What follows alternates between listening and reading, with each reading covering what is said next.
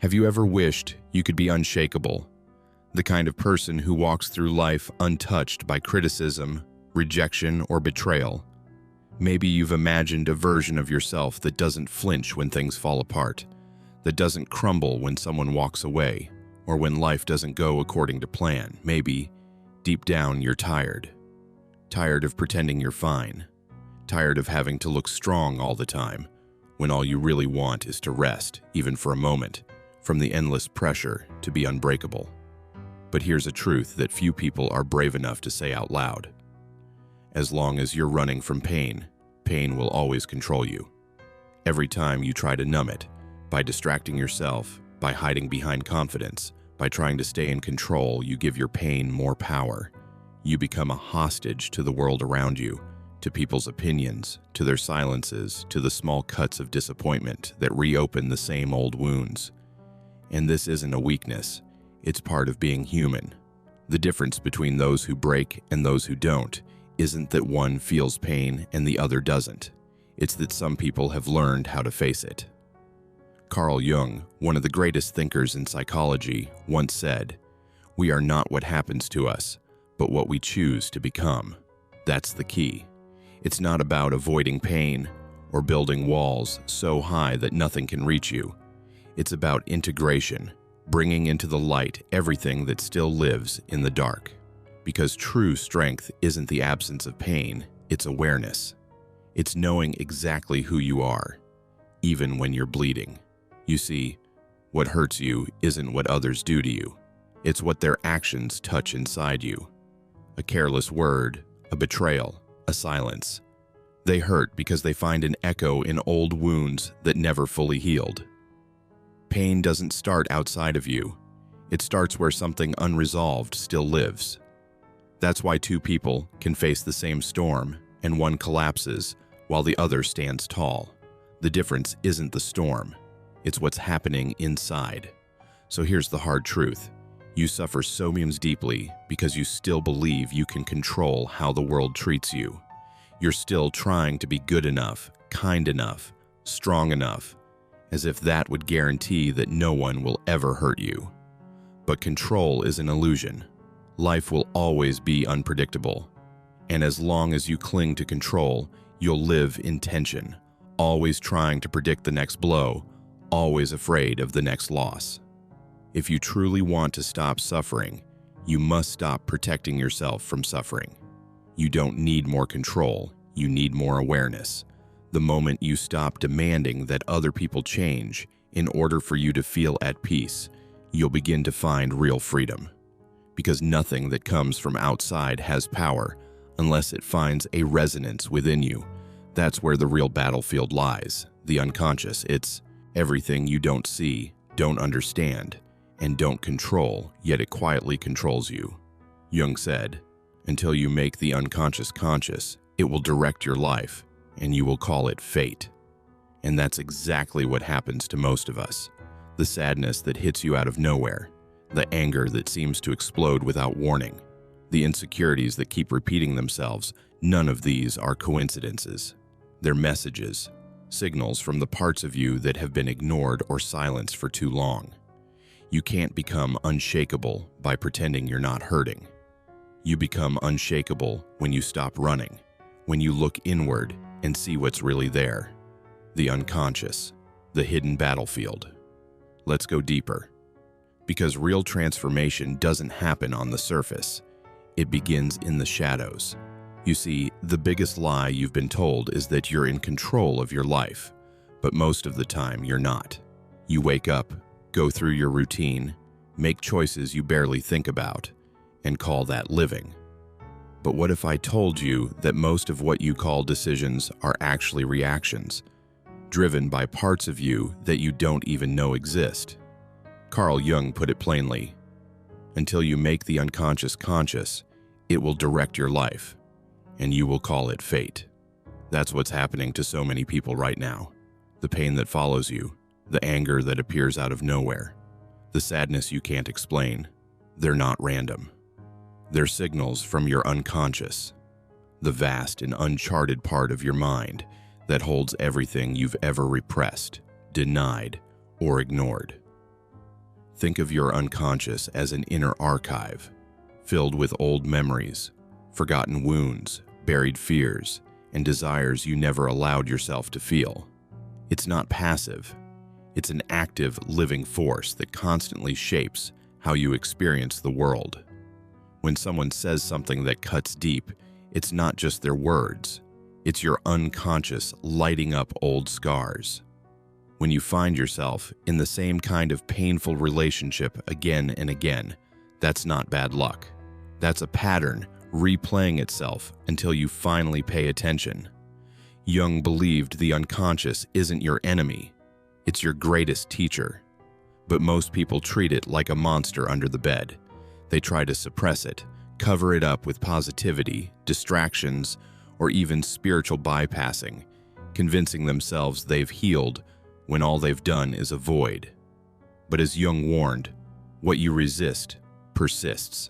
The emotions you try hardest to bury will always find another way to surface.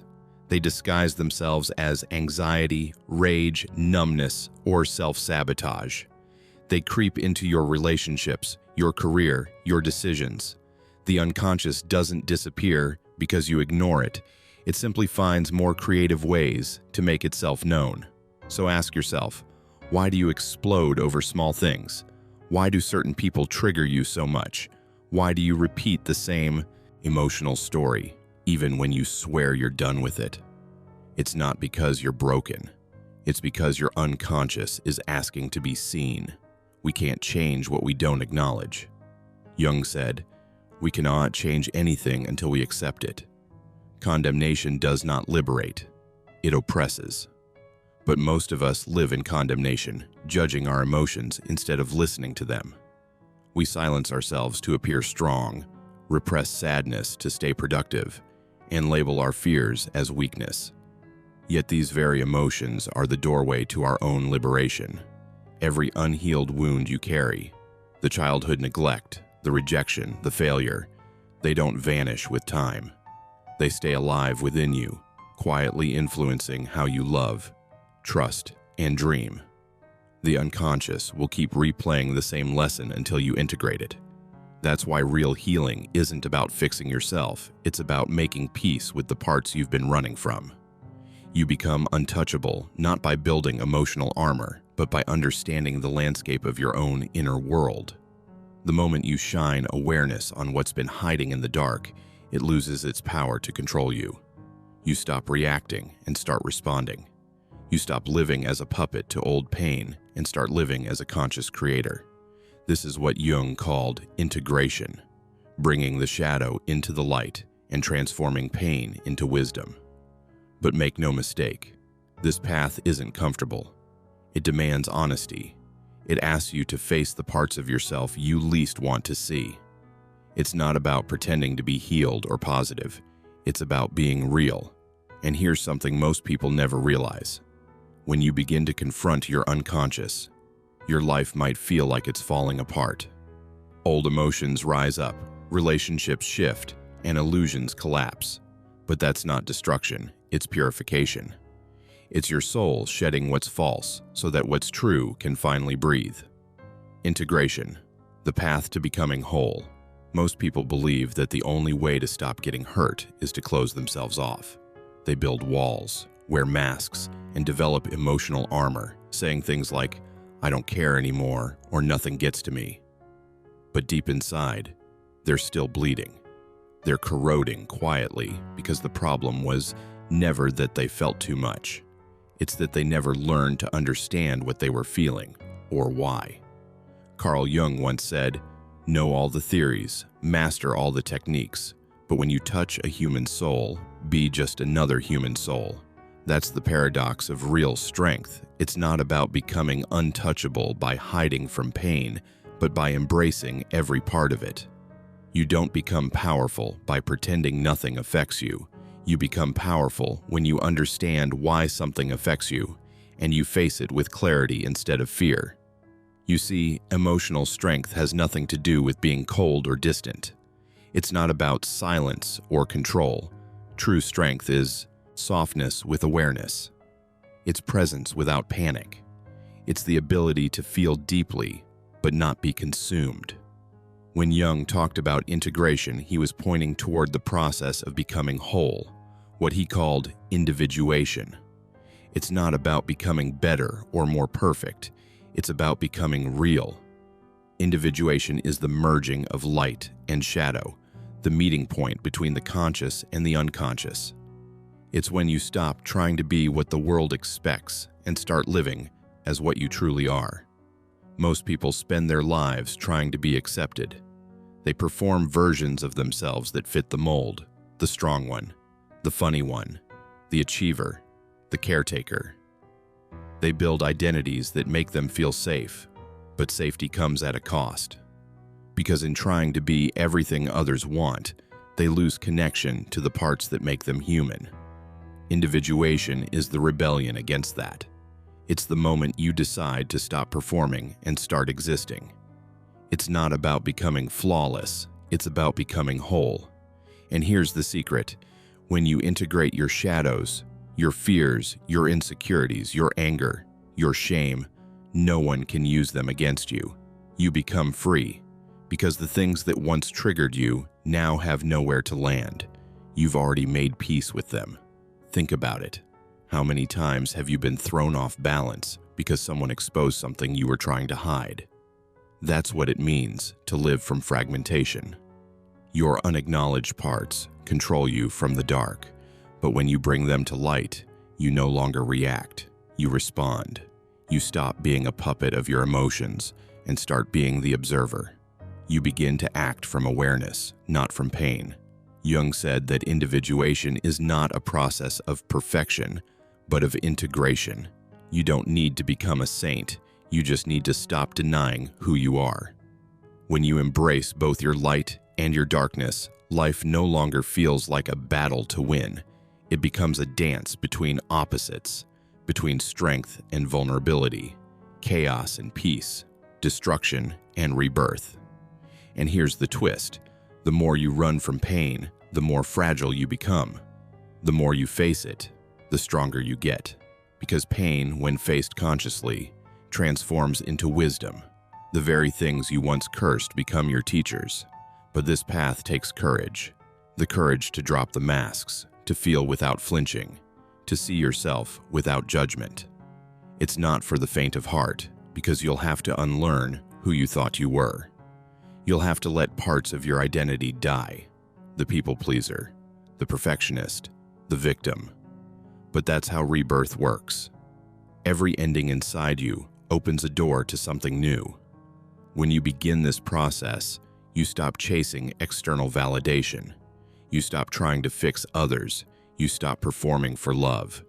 Because love starts to come from within, from the peace of knowing who you are. And once you've met yourself in that raw, honest space, nothing outside can destroy you.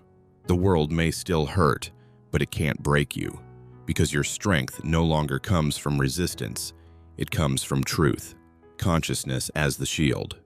Now that you've made it this far, there's something you need to hear clearly. Nothing and no one will ever truly stop hurting you until you awaken to what's happening inside you. You can change your job, your relationships, your habits, but unless you face your inner world, the same wounds will keep resurfacing. The words will still sting, the rejections will still cut deep, and the losses will still feel unbearable. Because healing isn't about changing what's outside, it's about transforming what's within. Awakening is not a single moment of enlightenment. It's a daily practice. It's a choice every day to look inward instead of running away, to take responsibility for your feelings without blaming others, the past, or fate. Jung said, "What you resist persists. What you accept transforms." And that's where the real freedom begins. You've spent so much of your life resisting pain, resisting the fear of not being enough, the emptiness of rejection, the ache of loneliness, the exhaustion of never feeling seen. You've hidden those wounds behind strength, success, perfection. You've built walls so no one could see how much you were hurting. But the truth is, every wall that keeps pain out also keeps life out. You don't heal by hiding. You heal by feeling.